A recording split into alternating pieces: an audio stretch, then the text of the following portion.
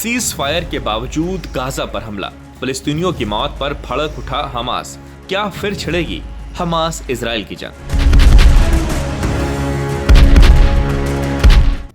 Gaza में हालात शनिवार को फिर बेहद तनावपूर्ण और खौफनाक रहे। सुबह जहां गोलियों की आवाज सुनाई दे रही थी, दोपहर होते होते ये आवाजें बड़े धमाकों में बदल गई।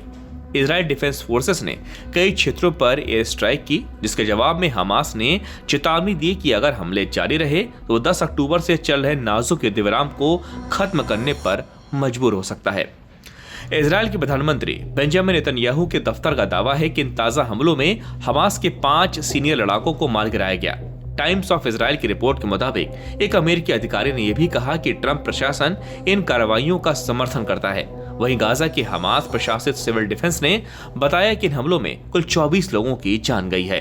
तनाव की शुरुआत सुबह उस समय हुई जब दक्षिण गाजा में एक फिलिस्तीनी बंदूकधारी ने इजरायली सैनिकों पर गोलियां चलाई। ये घटना उस स्थान पर हुई जहां से गाजा के लिए मानवीय सहायता लाने वाले ट्रक आते जाते हैं। इजरायली सेना का कहना है कि यह घटना युद्धविराम का बड़ा उल्लंघन है और इसी का जवाब देने के लिए एयर स्ट्राइक की गई।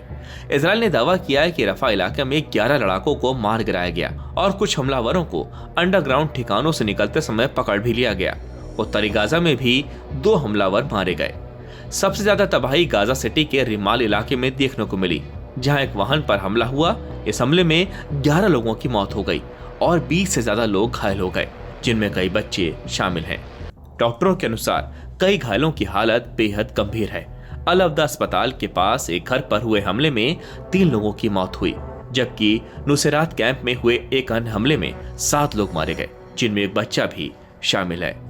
कई चश्मदीदों ने बताया कि धमाकों की आवाज इतनी तेज थी कि पूरा इलाका धुएं से भर गया। इजराइल ने ये हमले ऐसे समय किए हैं जब गाजा को लेकर अंतर्राष्ट्रीय स्तर का दबाव और हलचल दोनों तेज हो रही है। संयुक्त राष्ट्र सुरक्षा परिषद ने 17 नवंबर को अमेरिका की उस योजना को मंजूरी दी जिसके तहत गाजा क्षेत्र में सुरक्षा सुनिश्चित करने और वहां की प्रशासन व्यवस्था को सुधारने की कोशिश की जाएगी। उधर इजराइल के भीतर भी माहौल तनावपूर्ण है। शनिवार को कई नागरिक तेल अवीव में सड़कों पर उतरे और सरकार से 7 अक्टूबर की घटनाओं की निष्पक्ष जांच की मांग की। इससे पहले लोग बंधकों की सुरक्षित वापसी को लेकर प्रदर्शन कर रहे थे। गाजा स्वास्थ्य मंत्रालय का कहना है कि अब तक 69,733 लोग मारे जा चुके हैं और 1,70,000 से अधिक लोग घायल हुए हैं। मंत्रालय का दावा है कि मृतकों में बड़ी संख्या महिलाओं और बच्चों की है। कुल मिलाकर हालात बेहद नाजुक हैं और आने वाले दिनों में संघर्ष और बढ़ने की आशंका बनी हुई है।